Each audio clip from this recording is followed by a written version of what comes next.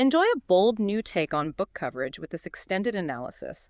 More than just a summary, which we also include, this feature examines how the author shapes argument, builds influence, and earns or loses your trust, giving you the tools to read with sharper insight and greater discernment. Should you read this book? This should help. Also excellent for aspiring writers. If you find this expanded format valuable, we'd love to hear from you. Your feedback helps guide our future content. So today we are diving deep into Barbara Tuchman's masterpiece, The Guns of August. And we're not just summarizing the history here, we're really analyzing how she built this incredible narrative, one that fundamentally changed how we view conflict and, well, how she even influenced global policy right at the top. Her core idea, the thesis of the book, is pretty provocative, isn't it? That World War I, this global catastrophe, it wasn't inevitable. No, she argues it was basically caused by cascading errors, really disastrous miscalculations by European leaders. She says this regional crisis just tragically spiraled into world war in, what, a single month? That speed is absolutely central. Tuchman's focus is incredibly tight. She zooms right in on the decisions, the military plans, the diplomatic failures, all happening between the assassination in July and the war really exploding in August 1914. Yeah. And you have to remember when this came out, 1962. I mean, think about that context. It's a Cold War. Exactly. The height of the Cold War, nuclear tensions, the world felt like it was on a knife edge. So Tuchman's work wasn't just history. It was this terrifying, very immediate lesson about what happens when military logistics, these rigid timelines, just steamroll rational human decision-making. Right. The warning felt profoundly urgent then. Right. And before we get deeper into the analysis, just a quick note for you listening. You are experiencing a unique two-host AI conversation powered by Google's NotebookLM for deeper, more dynamic book analysis. Okay, so let's really unpack this. Given that terrifying Cold War backdrop, what was Tuchman really trying to do with this book? Was it just about recording facts, or was she trying to persuade people? Oh, absolutely persuasion. Her main goal, her primary purpose, was to show exactly how inflexible military planning and, well, diplomatic rigidity led straight to this unprecedented slaughter. She wasn't just writing history down. She was delivering a powerful warning. She wanted to prevent future conflicts by showing how leaders got trapped, really, by their own strategic plans. That makes sense. That dual-role history and warning explains why she needed both kinds of readers, right? The general public wanting a story, and then the high-level policy folks. And this is where it gets fascinating. We know the book made a huge splash. Just how effective was it with those policymakers? Did it actually change anything? Oh, hugely effective. I mean, the most famous example, the one that really cemented the book's legacy outside of just history buffs, was its influence on President John F. Kennedy. During the Cuban Missile Crisis. Yes, exactly. Kennedy specifically told his advisors, his team, to read this book during the crisis. Wow. Okay, wait. What specifically about The Guns of August resonated so strongly with Kennedy in that incredibly high-stakes moment? Was it the big picture strategy or something more about the decision-making itself? It was the terrifying reality of escalation, how things could spiral out of control because of rigid plans and timelines. Kennedy saw direct parallels. He saw how the European generals in 1914 felt they had to act because their mobilization schedules, their train timetables demanded it. He recognized the danger of that pressure in the missile crisis. No, he learned. He learned the vital lesson. In a crisis, you absolutely must create diplomatic space. You can't let yourself become a slave to pre-existing military plans that just remove all your options. Tuchman showed him that avoiding the irreversible step, that one decision you can't take back, was everything. Just hearing that connection validates the whole purpose of the book, doesn't it? Okay, let's switch gears slightly. Let's talk about Tuchman herself. Her credibility. She wasn't, a standard university professor. She was an independent writer. How did she build the authority, the ethos, to write a history book so influential it could actually advise a president? Well, she was a Pulitzer Prize-winning historian, so she had credentials. But I think her background in journalism, before she became a full-time historian, that was her secret weapon, really. Journalism gave her those rigorous fact-checking skills, an obsession with getting to the primary sources, and crucially, a really accessible narrative style. People trusted her writing. It was described as erudite and highly readable, but always combined with this scrupulous regard for facts. You felt you were getting the real story, but told brilliantly. And her research methods were just meticulous. She pored over primary sources, archival materials from all the different countries involved. But what really made her stand out, especially as a popular historian, was her principle of knowing when to stop gathering evidence. Okay, why is knowing when to stop so important? That sounds almost counterintuitive for a historian. Well, it's about the narrative, right? It's a storytelling choice as much as an academic one. She gathered enough evidence to make her points undeniable, her analysis rock solid, but she didn't let the sheer weight of all that detail bury the story or slow down the pace. It kept the book moving, kept the general reader engaged, without ever sacrificing the analytical depth. It's a fine line to walk. And she also built trust by being so balanced in her perspective, didn't she? She didn't seem to pick sides. Exactly. She meticulously avoids pointing the finger at just one nation as the ultimate villain.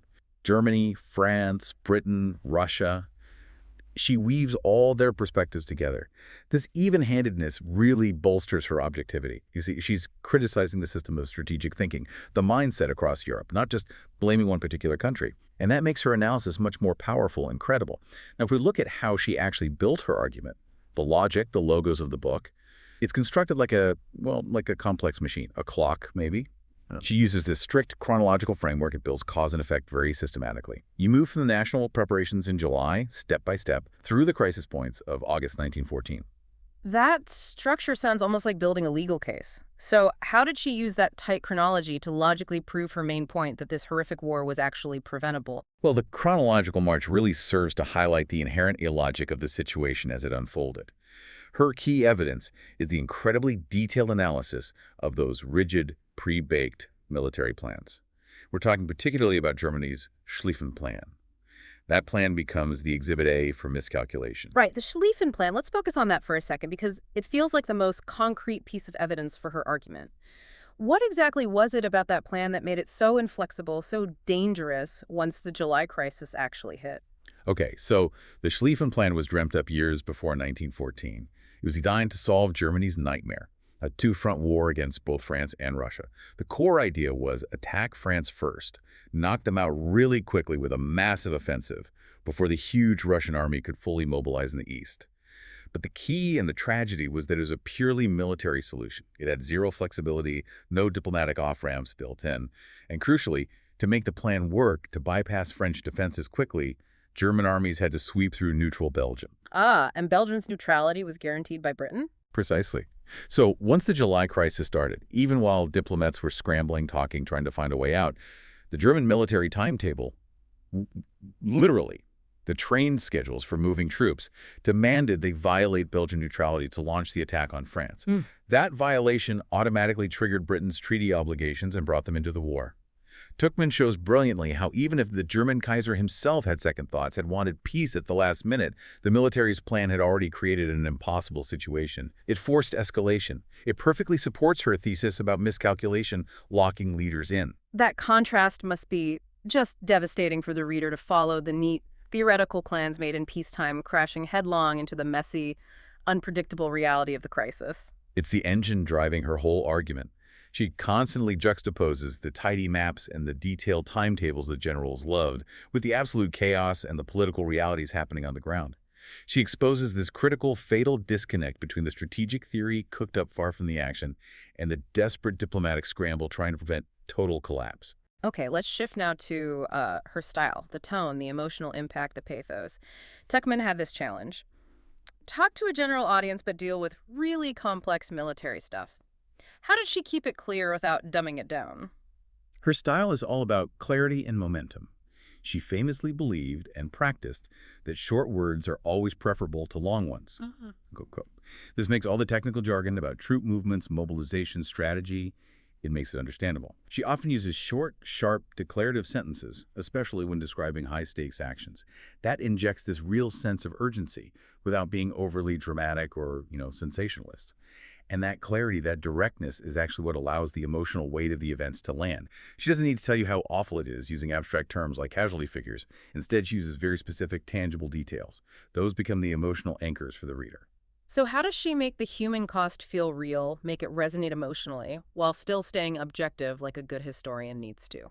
Well, take her description of the destruction of Louvain, the city in Belgium. She doesn't just say a city was damaged. She focuses on the fact that it was the deliberate destruction of a famous, ancient university and its library, a center of learning, of culture, just wiped out. By detailing that specific, shocking act, the burning of irreplaceable books and heritage. She gives you this tangible, heartbreaking symbol of the much bigger tragedy, the failure of civilization that the war represented.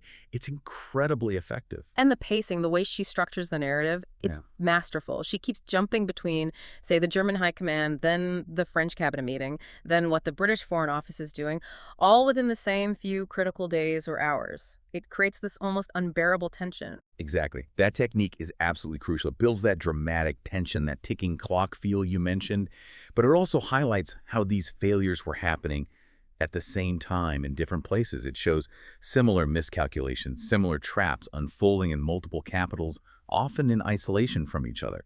It reinforces her core idea that this was a collective, system-wide failure of strategic thinking, not just one leader's mistake.